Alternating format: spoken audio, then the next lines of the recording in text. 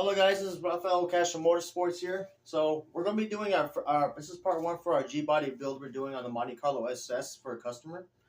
And we're going to be taking out the 305 Vortec 50 with the 3-speed automatic, and we're installing an LS. So what we're doing here is actually going to be starting off with doing a stroker kit with it. Starting off as doing a stroker kit with an LSA blower. So we're going to make our own LSA. So how do we start off with doing it? We're starting off with an LQ9. And now we're having some I had some questions from others saying, why the LQ9? Well, some testing's been done for compared to like an LS3 style block or our LQ9. The LQ9 actually has a stronger cast iron block that can handle more power, especially up to around 1,000 to the wheels, which is plenty, especially for the LQ9, especially for our build on this G-body. So the LQ9 comes with a 3.622-inch stroke, a 4-inch bore, and also comes with a 71cc cathedral port heads. Now, in this situation, we're not going to be doing the adapter kit as far as for the LSA blower that goes from cathedral port to rectangle port, but we're going to be using LS3 heads onto it.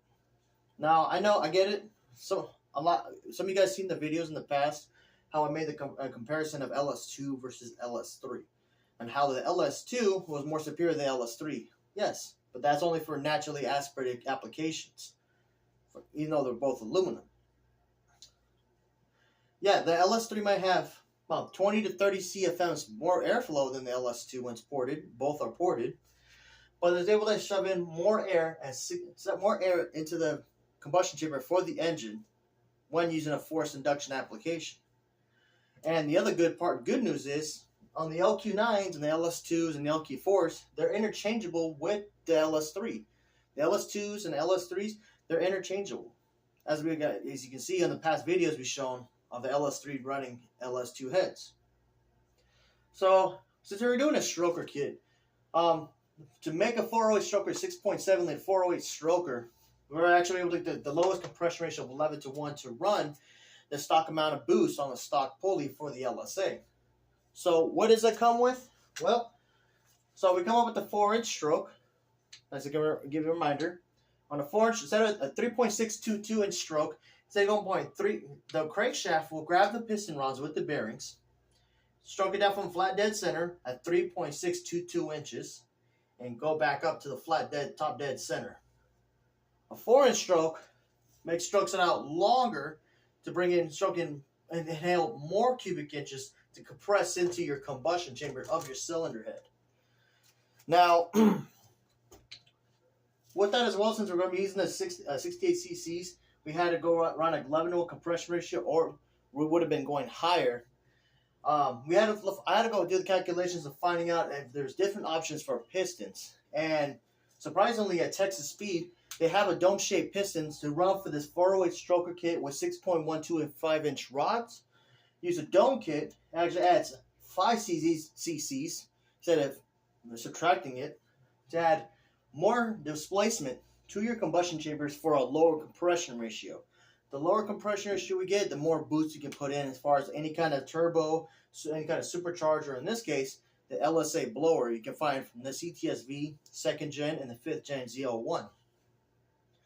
So, on that 408 stroker, what's also doing is, instead of a flat top is having a dome piston, we also got to bore it 30 over. And what happens? Your cylinder bore goes wider as a diameter for the piston. So your piston here, being a 4-inch bore, will actually be wider by 30 thousandths. To get a larger displacement, what you also require for your LQ9 or any kind of 6-liter build is to bore your cylinders 30 thousandths over with your piston, having 30 over pistons. And what does that do? What it's going to do is actually widen up there, have a better seal compression, to put more displacement onto your combustion chambers. Then, so you're going to have a better flowing cylinder head for boosted applications. It gives the right amount of compressed air to suck in and blow out for that boost you're about to put in, regardless of supercharger or turbo. So that's part 1, guys, of our build. Stick around for part 2. We're going to be making next Follow us, like, comment, subscribe here on YouTube at Cash and Motorsports 4611. Follow us on Instagram at King_Castro_forever. And check out our Facebook too at Cash and Motorsports SS at the end. So stick around, guys. Thank you for watching. Get ready for part 2 on what kind of camshafts that we're using and why exactly we're using these LS3 cylinder heads.